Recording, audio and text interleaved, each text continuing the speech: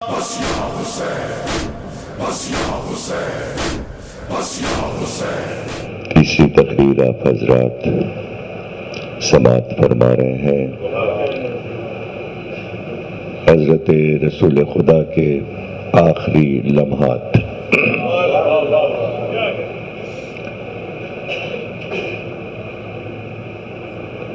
کسی بھی انسان کی زندگی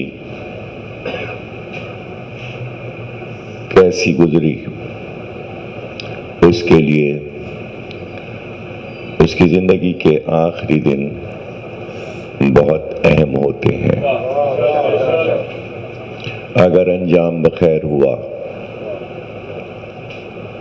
تو سمجھ لیجئے کہ پوری محنت زندگی کی وصول ہو گئی۔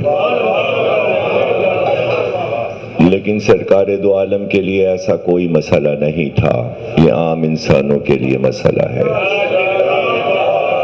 سرکار کی پوری زندگی کامیاب تھی، کامیاب رہی، آخری لمحے بھی سرکار کے کامیاب تھے۔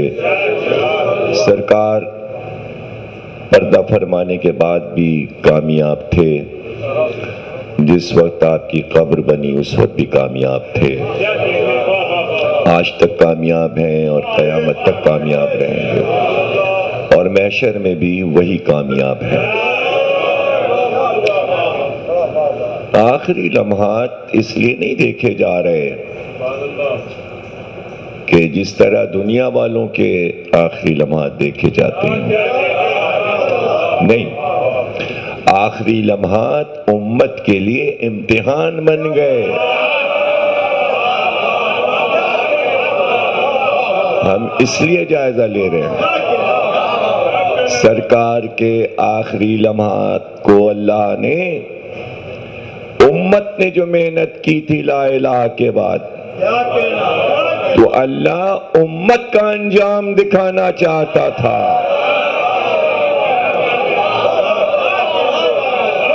اللہ یہ چاہتا تھا کہ ہم ان چند لمحات کو اس لیے قیمتی بنا رہے ہیں کہ اے امت محمدیہ یہ بتا دے کہ جو کچھ تو ان لمحات میں کرے گی وہی تیرا مستقبل بننے والا ہے۔ ان قیمتی لمحات کو سرکار سے لے لو تو کامیاب مستقبل بنا لو، ان لمحات کو ٹال دو تو پھر جاؤ آخرت کے انعامات ٹل گئے۔ تو اب جو بعض لوگ کہہ دیتے ارے صاحب جو ہونا تھا وہ ہو چکا، تو اب بیان کرنے سے کیا فائدہ؟ بھئی ابھی تو بیان کرنا ہے کہ جو ہو چکا، آیا اس میں سے کچھ آپ کو فائدہ پہنچ سکتا ہے یا نہیں؟ فائدہ پہنچ سکتا ہے یا نہیں؟ دیکھیے، اگر کسی صدی میں کہیں پر بھی یہ احساس ہو جائے کہ بھئی فلاں کام غلط ہوا، تو ظاہر ہے اب نہ وہ وقت پلٹ سکتا ہے، واپس بھی نہیں آ سکتا، نہ وہ کام دوبارہ کر کے صحیح طریقے سے پیش کیا جا سکتا ہے۔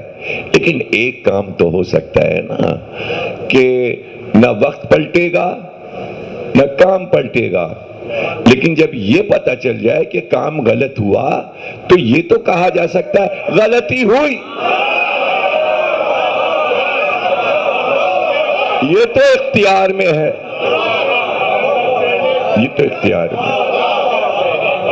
اچھا، ایسے کئی ہزار واقعات ہیں کہ ہو جاتے ہیں اور بعد میں لوگ کہتے ہیں کہ بھئی غلطی ہو گئی، تو وہ بھی کسی مصلحت سے کہتے ہیں۔ تو مثلاً الیکشن جیتنا تھا، شجاعت پارٹی کو، کاپ لیگ کو اگر الیکشن جیتنا ہے، ہاں 2-3 غلطیاں ہوئی اس میں اور کوئی ذمہ دار نہیں ہے، تو جو غلطی مانے وہ یہ بھی مانے یہ کام ہم سے غلط ہوا تھا، تو لوگ اخباروں میں اقرار کر لیتے ہیں کہ ہاں فلاں کام غلط ہو گیا، کہتے ہیں سیاسی پارٹیاں بھی کہتی ہیں ہاں فلاں کام غلط ہو گیا اور ہم اس کی معافی مانگتے ہیں. اس کو جانے دیجئے، پارٹیاں اور یہ اور وہ مذہب کی بات کرتے ہیں، ہم دین کی بات کرتے ہیں. مسلمان اتنے نہیں ہیں دنیا میں جتنے عیسائی ہیں. عیسائیوں کی تعداد زیادہ ہے، مسلمانوں کی کم ہے. جب یہ 2000 صدی نئی شروع ہوئی تو ظاہر عیسائیوں کے لیے تو بہت ہی مسرت کی بات تھی.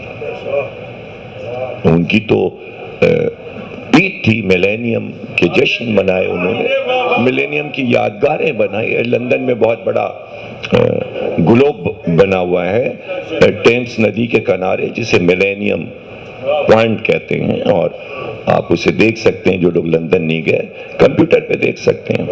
بڑا جشن منایا ملینیم کا یورپ والوں نے. تو ان کے لیے خوشیاں منانا یا آتش بازی یہ کوئی بڑا جشن نہیں تھا کہ 2000 برس ہو گئے، نئی صدی شروع ہونے والی. انہوں نے ایک نئے طریقے سے جشن منایا اور انہوں نے ایک وفد بنایا، اور وفد بنا کر انہوں نے ننگے پیر، اس میں پادری بھی تھے اور بڑے بڑے معززین تھے، اور وہ وفد چلا. اور وہ وقت یوں چلا کہ انہوں نے کہا کہ بھئی پچھلی صدیوں میں جو 2000 برس گزرے ہیں تو اس میں ہم نے یہودیوں پہ بڑے ظلم کیے، اور ہم نے یہودیوں کو قتل کیا، مارا اور ان سے دشمنی کی. تو ہم تمام یہودیوں سے معافی مانگتے ہیں کہ اب ہم ان پر نہ ظلم کریں گے نہ ہم انہیں قتل کریں گے، اور ہم معافی مانگنے آ رہے ہیں. اسرائیل بھی گئے، جہاں جہاں یہودی تھے عیسائیوں نے ہاتھ جوڑ جوڑ کے معافی مانگی کہ ہم سے پچھلی 2000 صدیوں میں غلطی ہو گئی ہے. 2000 برس کے بعد غلطی تو مانی.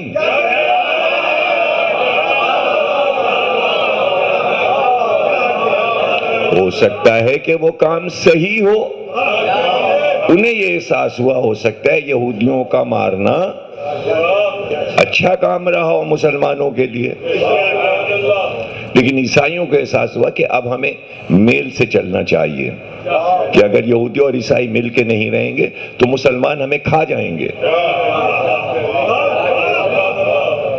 تو احساس تو ہوا بڑی قوم کو کہ یہودی کو ملا لو، اب انہیں نہ مارو، اس لیے کہ مسلمانوں کی تعداد بڑھ رہی ہے. تو کیا مسلمان شیعوں کو ملا کے یہ نہیں کہہ سکتے کہ طاقت کو مضبوط کرو؟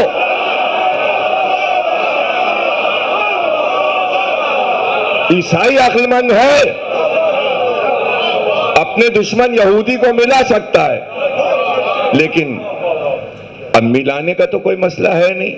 وہ تو جب مصیبت پڑتی ہے امت مسلمہ پہ تو شیعہ تو مددگار ہوتے ہیں، لیکن انہیں دیکھ کر کم از کم اتنے سے احساس کرنے کی بات ہے کہ یہ غلطی مان لو کہ 1400 برس سے شیعوں کو قتل کر رہے ہو، اب تو معافی مانگ لو کہ اب نہیں کریں گے،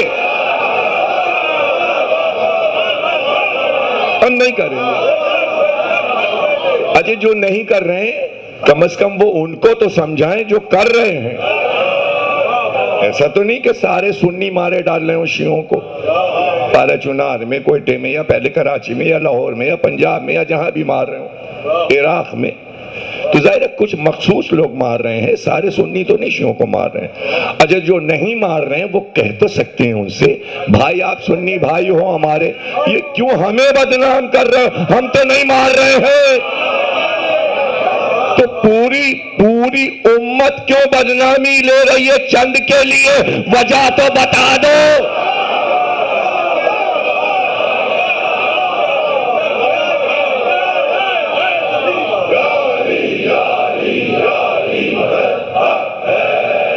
بہرحال ایسا وقت آیا ہوا ہے کہ سوچنے کا موقع ملا تمام مسلمانوں کو، اور علماء نے اور عوام نے اور سب نے کسی طرح اس بات کا اقرار کیا کہ 1400 سال سے جو شیعہ کہہ رہے ہیں چلو ان کی باتوں کو سوچ لیں. مولانا اسحاق ہیں، فیصل آباد میں یا طاہر القادری ہیں، تو ان لوگوں نے سمجھائی بات اہل سنت کو کہ بھائی آپ شیعوں کی بات سنیے، وہ سب کچھ جھوٹ نہیں بول رہے ہیں، اگر وہ رسول کے آخری لمحات آپ کو دکھا رہے ہیں آئینے کی طرح تو سچے دل سے دیکھیے، اس میں جھوٹ کچھ نہیں ہے۔ آخری لمحے کا سب سے بڑا فیصلہ جو شیعہ سنی مورخین نے لکھا وہ آج میں بتاتا ہوں آپ کو۔ فیصلے تو سرکار کے بہت سے ہیں جو آنے والی تقریروں میں آئیں گے، آخری لمحات کے فیصلے، لیکن یہ سب سے بڑا فیصلہ سرکار کا تھا آخری لمحے میں، اور آپ نے اعلان کیا۔ اعلان کیا کیا؟ اعلان کیا کہ 8 ہجری میں شام کی سرزمین پہ، روم کی سرحد پہ جنگ موتا جو ہوئی ہے، جس میں ہمارے 3 بڑے سپہ سالار قتل ہوئے، زید بن حارثہ، عبداللہ ابن رواحہ اور حضرت جعفر طیار۔ اور اس کے بعد ظاہر ہے کہ وہاں پر اور اس نے پرچم اٹھا لیا اور وہ لشکر کو لے کے واپس آ گیا۔ تاریخ نے لکھا بھاگ آیا، لیکن مسلمان کہتے واپس آئے، جیسے گناہ کبیرہ کو کہتے خطا اجتہادی۔ اب مسلمانوں نے کچھ چیزیں قرآن اور حدیث سے ہٹ کر بھی ایجاد کی ہوئی ہیں، اور وہ اتنی مشہور کر دی ہیں کہ لگتا ہے قرآن میں بھی ہوگی اور حدیث میں بھی، حالانکہ نہیں ہوگی۔ لفظ اجتہاد قرآن میں ہے ہی نہیں، تو خطا اجتہادی کا لفظ قرآن میں کہاں سے آ جائے گا؟ اور سرکار کے دور میں کوئی مجتہد ہو نہیں سکتا، اس لیے سرکار خطا اجتہادی کہہ نہیں سکتے حدیثوں میں۔ تو یہ تو آپ نے بعد کے لفظ ایجاد کیے ہیں نا، اور وہ بھی علی کے مقابلے میں کوئی آیت آپ کہیں خطا اجتہادی۔ خطا اجتہادی آ گیا، انہوں نے کہا خطا اجتہادی ہو گئے، تو غالب نے کہا ایک دشمن دین علی سے آ کے لڑے اور خطا کہے اس کو۔ مرزا غالب نے کہا ایک دشمن دین علی سے آ کے لڑے اور خطا کہے اس کو۔ یزید کو تو نہ تھا اجتہاد کا پایا، برا نہ مانیے گر برا کہے اس کو۔ برا نہ مانیے گر برا کہیں اس کو، بقدر فہم ہے۔ اس کے بعد کہا کہ بقدر فہم ہے گر کیمیا کہیں اس کو، بہت ہے پائے گردے رہے حسین بلند، بقدر فہم ہے گر کیمیا کہیں اس کو۔ یہ حسین کی مدح ہے۔ تو اب جہاں دل چاہے خطا اجتہادی،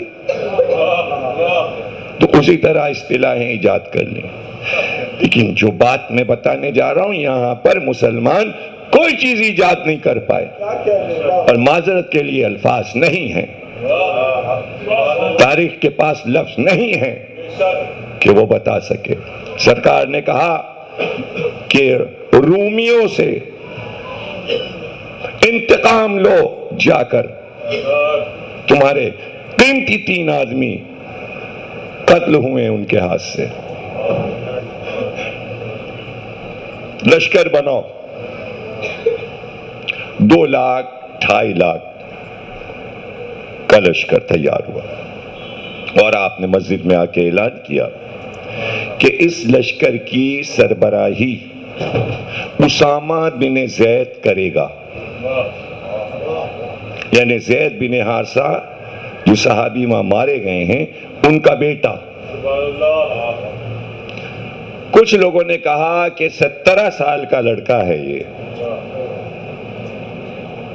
اس کی سربراہی میں ہم نہیں جائیں گے۔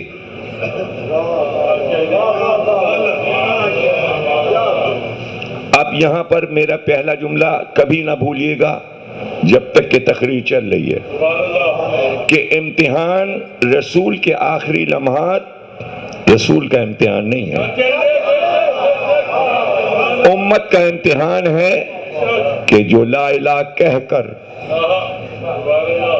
ارکان دین پر عمل کرتے ہوئے آئے ہو، حضور کے ساتھ نمازیں پڑھی ہیں، حضور کے ساتھ روزے رکھے ہیں، حضور کے ساتھ جہاد کیا ہے، ظاہر ہے کہ آج کے مسلمانوں سے بہت کہیں لاکھ گنا زیادہ مرتبہ ان کا ہے، اس لیے کہ سرکار کے ساتھ نماز پڑھ رہے ہیں، سرکار کے پیچھے نماز پڑھ رہے ہیں، سرکار کی زبان سے حدیث سن رہے ہیں، ان کے درس میں بیٹھ رہے ہیں، عید بقرعید ان کے ساتھ کر رہے ہیں، رمضان ان کے ساتھ کر رہے ہیں، جہاد ان کے ساتھ کر رہے ہیں، یعنی ہر دین کے کاموں میں سرکار کے ساتھ شریک ہیں سارے مسلمان۔ کتنا بڑا مرتبہ ہے۔ تو اب دیکھنا یہ ہے، غدیر کا واقعہ تو نہیں ہوا، شیعہ جھوٹ بولتے ہیں، کوئی ایسا مجمع 2 لاکھ کا نہیں تھا، اچھا نہیں تھا، کچھ نہیں کہا حضور نے، کوئی واقعہ نہیں ہوا، بنا لیا شیعوں نے۔